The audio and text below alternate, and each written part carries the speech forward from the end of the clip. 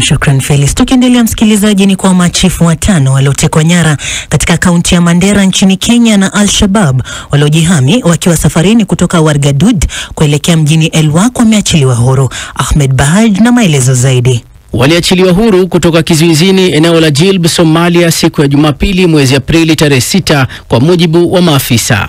Viongozi waliohusika katika majadiliano wamethibitisha kuwa machifu waliachiliwa siku ya Jumapili jioni na kupewa viongozi wa gare katika eneo la Jilb. Mipango ipo ya kuwaregesha Elwak nchini Kenya.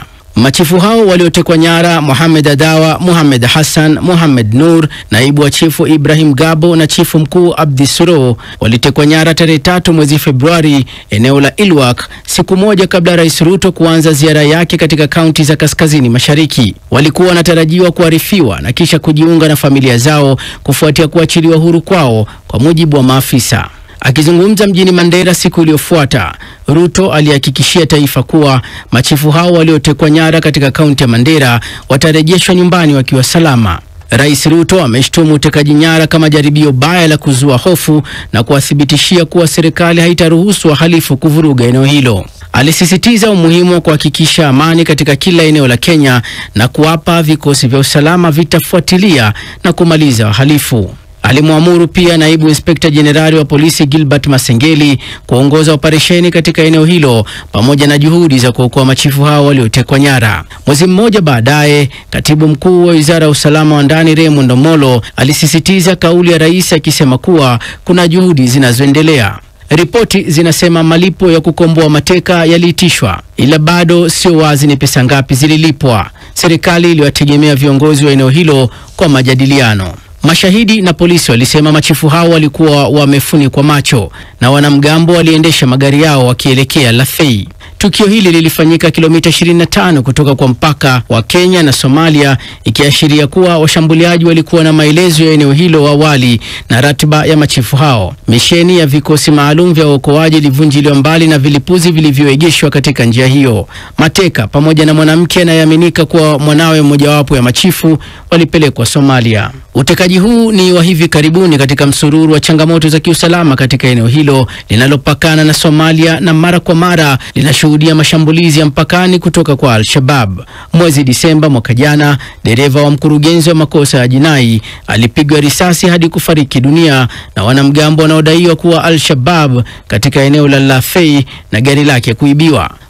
Tukiendelea ni kwa waziri wa ulinzi wa Uingereza John Healey amekutana na familia ya mwanamke Mkenya aliyedaiwa kuuawa na mwanajeshi wa Uingereza mwaka 2012 na kuwahakikishia msaada wa serikali katika kupata haki. Kesi imecheleweshwa kwa muda mrefu huku kukiwa na madai ya kufichwa na idara ya ulinzi.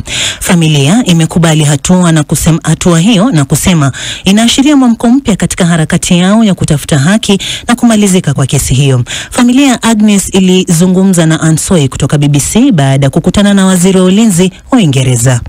Hiyo mauaji ilisemekana na uchunguzi ulifanyika, ikasemekana ilifanyika na askari wanajeshi wa Uingereza wao wanakuanga huko Nanyuki. Sasa huyu waziri wa ulinzi ameeleza ya kwamba yeye atafanya jambo yote iwezekanavyo ama ataweza kufuatilia haki ipatikane kwa Agnes na familia yake. Na hiyo ni ahadi alikuwa amesema atakutana na familia ya Agnes na ametimiza hiyo ahadi. Kwa hivyo tunasema shukrani kwake. Lakini tunaangalia hivi, asiwe tu ni kusema anasema, atende. Sababu tulikuwa tumeahindiwa hapo beleni na serikali wengi, hata wa Kenya, wa Uingereza, lakini hakuna jambo ilikuwa inatendeka. Na miaka sasa imeenda ikisha ni 13. Mtoto wa Agnes aliachwa akiwa miezi 5. Sasa ako miaka 13. Tunashindwa hii haki, hii uchunguzi ambaye inaendelea miaka 13 ni uchunguzi gani? Ambaye uchunguzi ilikuwa imekamilika wakati hii kesi ilichunguzwa na mahakama huko Nanyuki, na mwenye kusimamia hiyo mahakama akapata ni nani na nani wangekuwa wamemuua Agnes. Na majina yao ikajulikana.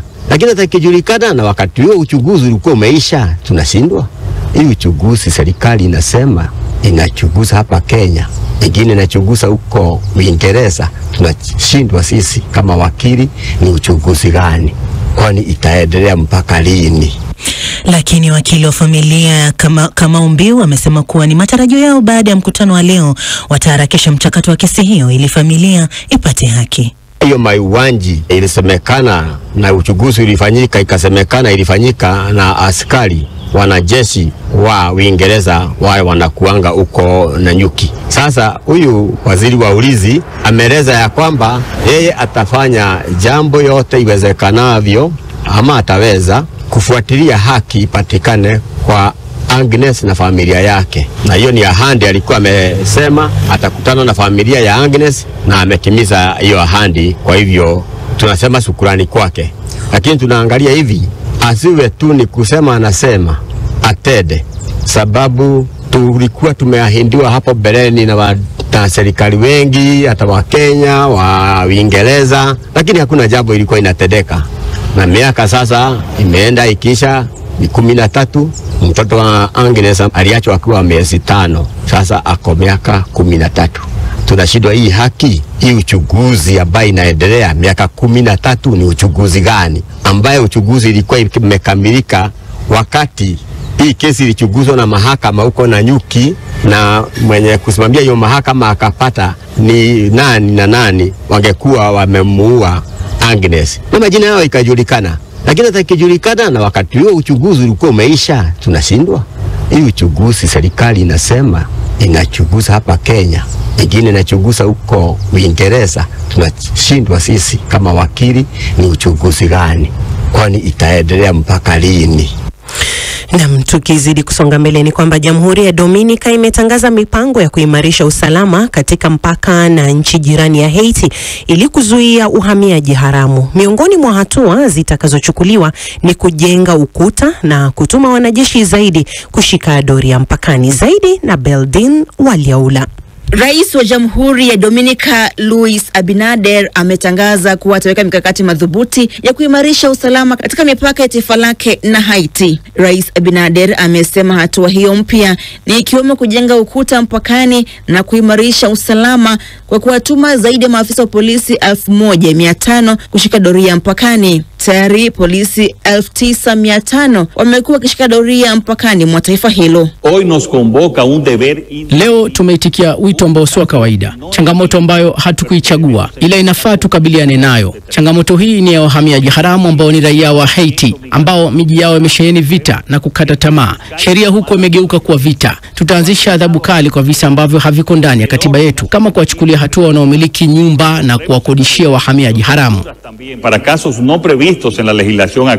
Jamhuri ya Dominica imeshuhudia ongezeko la wahamiaji unatoroka utovu wa usalama katika taifa lao la Haiti. Rais Luis Abinader amesema tayari wameidhinisha ujenzi wa ukuta utakaojengwa katika mpaka wa mataifa hayo mawili. Rais wa Dominica ambaye alishinda uchaguzi mwaka jana na sasa anahudumu muhula wake wa pili, aliahidi kupambana na swala la uhamiaji na kuwafukuza raia wa Haiti walitorokea katika taifa hilo. Takriban raia 84,000 wa Haiti walifukuzwa kutoka Dominica kati ya mwezi Januari na Machi mwaka huu, huku wengine 270,000 wakiwa wamefukuzwa mwaka jana. Licha ya vikosi vya usalama kutoka Kenya kuimarisha usalama nchini Haiti, serikali ya mpito ya Haiti imeshindwa kudhibiti magenge ya majambazi ambao wamekuwa wakihangaisha wakazi wa taifa hilo. Umoja wa Mataifa unaripoti kuwa zaidi ya watu 5600 waliuawa mwaka wa 2024, huku zaidi ya watu milioni 1 wakikimbia makazi yao, wengi wao wakitorokea taifa jirani la Jamhuri ya Dominica.